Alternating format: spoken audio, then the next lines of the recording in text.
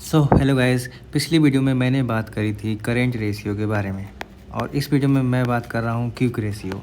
सो current ratio का जो formula था वो था total assets, okay, total assets upon total liabilities या टोटल डेब्ट।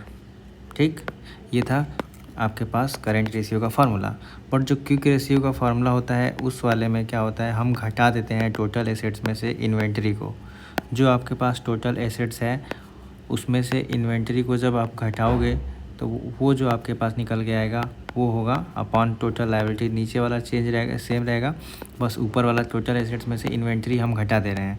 ठीक है, अब मान लो, अब देखो एक एग्जांपल से समझते हैं इसको। अगर आपके पास एक कंपनी ए है जिसका करेंट एसेट्स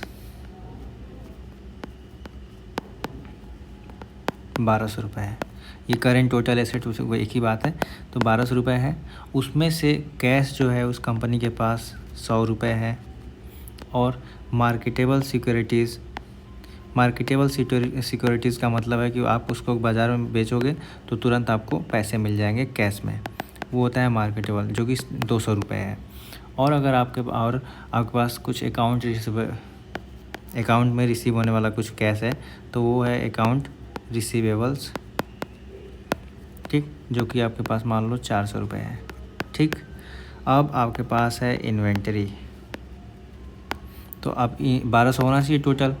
कैश और मार्केट और अकाउंट्स रिसीवेबल्स प्लस इन्वेंटरी जोड़ के ही तो होता है करेंट एसेट्स, तो दो सबको जोड़ के 1200 होना चाहिए। तो 400 200 600 700 एंड दिस इज़ 500 रुपीज़। या मान लो ऐसा करते हैं, इसको हम 200 ले लेते हैं और इसको 800 ले लेते हैं, तो ये 800 200 नहीं, इसको 100 लेना पड़ेगा। सो कैश आपके पास है 100 रुपीज़, मार्केट वैल्यू है 300 रुपये और ये 400, तो 200 400 और ये 800 हो गया। ठीक, तो अगर आप करेंट रेशियो निकालोगे तो आपके पास क्या आएगा, करेंट रेशियो 1200 आएगा। मान लो इसकी टोटल लायबिलिटीज़ जो है, टोटल लायबिलिटीज़ कुछ 1000 रुपये है, तो जब इसका आप करेंट रेशियो निकालोगे तो वो आएगा 1200 बाई 1000 इंटू 100, जो कि कितना निकल के आ रहा है, 120% आ रहा है। 100 से मल्टीप्लाई करने की ज़रूरत नहीं है, इसको 1.2 ले लो, ठीक है, 1.2 आ रहा है। तो ये है क्या, ग्रेटर देन 1। तो इस आपके हिसाब से करेंट रेशियो के हिसाब से तो ये कंपनी जो है गुड पोजीशन में है।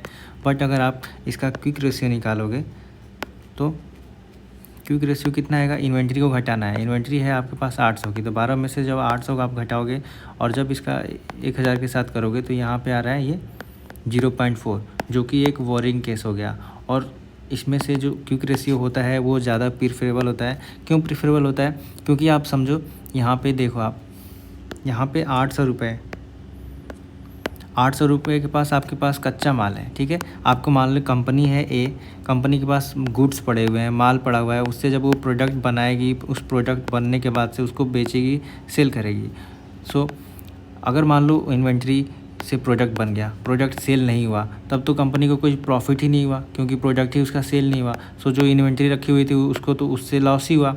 सो इसलिए जो क्विक रेशियो होता है वो ज़्यादा अच्छा इंडिकेटर होता है किसी भी कंपनी की good health, good financial health देखने के लिए। इसीलिए सारे एनालिस्ट इसी रेशियो को ज़्यादा प्रीफर करते हैं।